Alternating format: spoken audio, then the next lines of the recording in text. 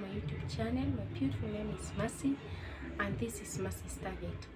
Mercy's Target is a channel whereby I share about biblical stories, biblical quotes, and testimonies that will give you a reason as to why you are waiting for a second coming. Guys, in today's video, I am going to talk about of a certain story of a blind man who got restored his sight when Jesus was passing around this area. But before we know into details, guys, I want us to have a word of prayer. Our Father who art in heaven, hallowed be your name. Your kingdom come, your will be done on earth as it is in heaven. Give us today our daily bread. Forgive us our trespass as we forgive those who trespass against us. Do not lead us into temptation, but deliver us from the evil one. And guys, the story itself comes from the book of John, chapter number 9, from verse 1 to number 25. Chapter number 25. Guys, before we jump into the story, before we listen into the story, I want us to just help this channel grow. I want us to, if you find this content of important to you, if you love this content, guys, keep on subscribing, keep on commenting, share, and like the video. Guys, let's get into the video. And the story begins. As he went along, chapter number 9, verse 1 says, as he went along, he saw a man blind from birth. His disciples asked him, Rabbi, who sinned, this man or his parents, that he was born blind? Neither this man nor his parents sinned, Jesus said, but this happened so that the works of God might be displayed in him. As long as it is day, we must do the work of him who sent me. Night is coming when no one can work. While I am in the world, I am the light of the world. After saying this, he spat on the ground, made some mud with the saliva, and put it on the man's eyes. Go, he told him, wash in the pool of Siloam. This word means sent.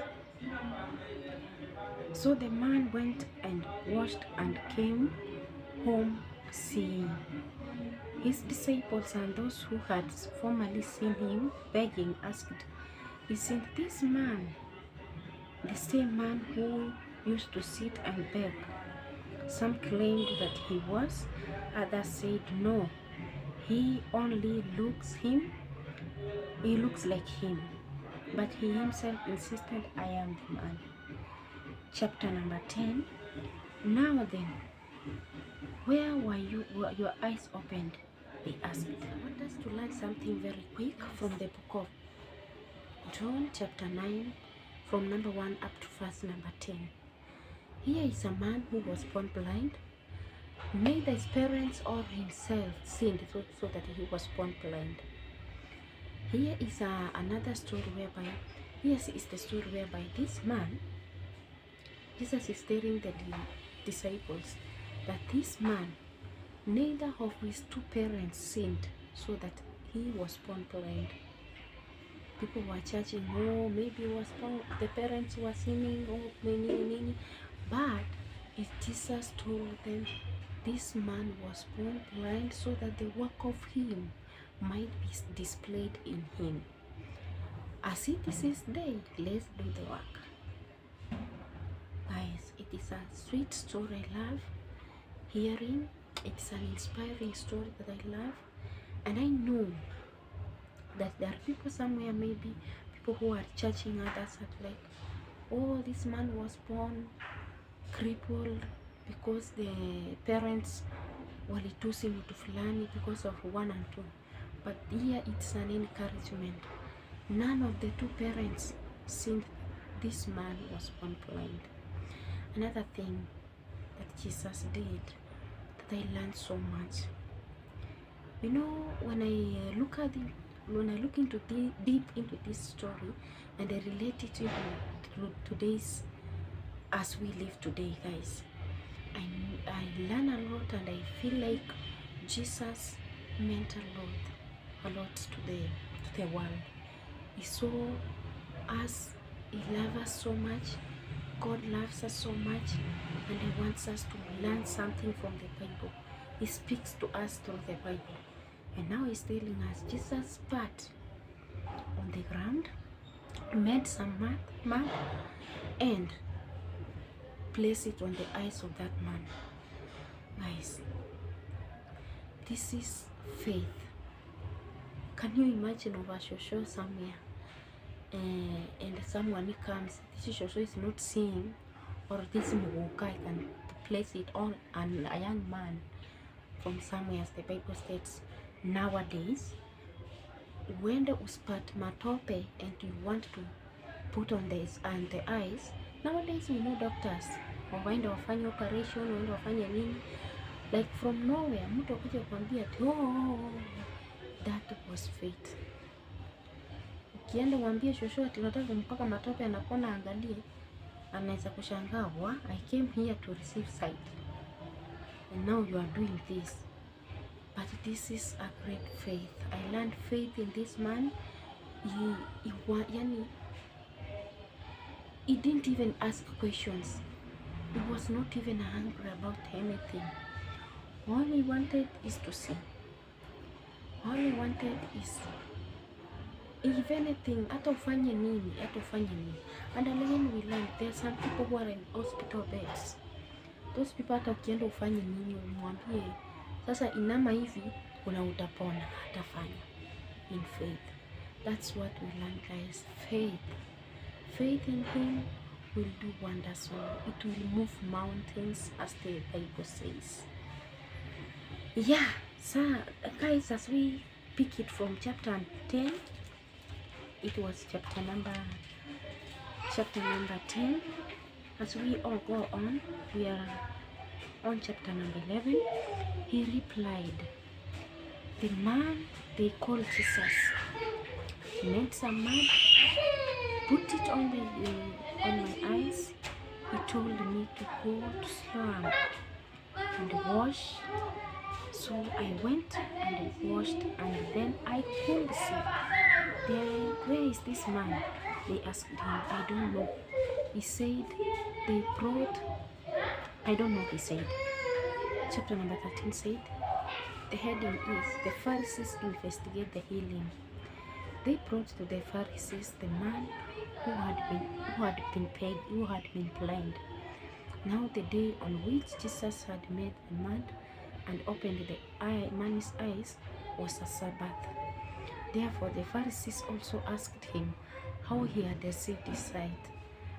He put mud on my eyes, the man replied, and I washed, and now I see. Some of the Pharisees said, this man is not from God, for he does not keep the Sabbath. But others asked, how can a sinner perform such a sign? So they were divided. Then they turned again to the blind man. What have you to say about this man? About him who is Jesus? It was your eyes he opened. The man replied, he is a prophet. They still did not believe that he had been blind and had received his sight until they went for the man's parents. Is this your son? They asked. Is this the one you say was born blind? How is that now he can see? We know he's our son, the parents answered, and we know he was born blind, but how he can see now, or who opened his eyes, we don't know. Ask him. He is of age. He will speak for himself. His parents said to him this because they were afraid of the Jewish leaders, who already had decided that anyone who acknowledged that Jesus was the Messiah would be put out of the synagogue. That was why his parents, is of age, ask him. A second time they summoned the man who had been blind. Give glory to God by telling the truth. They said, we know this man is a sinner. He replied, whether he is a sinner or not, I don't know. One thing I do know, I was blind, but now I could see. This is the verse I like most. The man replied, whether he is a sinner or not, I don't know. One thing I know, I was blind, but now I see. In the last part of the story, we see people reacting differently about the story of this man, about this man who was restored his sight. Guys, when miracles will happen in your life, people will react differently. People will not believe, others will believe. Now the interesting part is, people were always asking, who is this man? Who is this man that restored your sight? They even went to the parents asking, why is your son seeing? The parents feared, that fear, afraid of something, of somebody, of human beings, of the synagogue elders. They decided to tell them, this man is of his age, ask him. They go, this is our son, this is we are his parents, but how he got restored, how he got his sight, we don't know. Just ask him, he's of age. Guys, and now the sweetest part is, the man, when he was asked, said friendly and frequently, without even thinking that he will be stoned or does something, people will do anything. He told them that whether he is a sinner or not, I don't know. One thing I know, I was blind, but now I see. Can someone learn something somewhere there? I was blind, but now I see. You can be, maybe things are happening to your life, maybe in a long way, maybe it's been a long since you started experiencing a certain problem in your life, and now God has done it, and people are complaining or people are reacting differently. Guys, be frankly and say, was a sinner? Whether he's a sinner or not, I don't know. One thing I know, I was blind, but now I see. Guys, thanks for watching this video. I love you all. Number one thing, guys, faith. Faith can move mountains. Number two, whether discouragement, just carry on, move on. Stick to this man. Stick to Jesus, I mean. He will do wonders to your life. He will do wonders to our lives. He will encourage us. Go on to the comment section, guys. Just react to this story and let's encourage each other. Keep on subscribing. Bye bye till next time.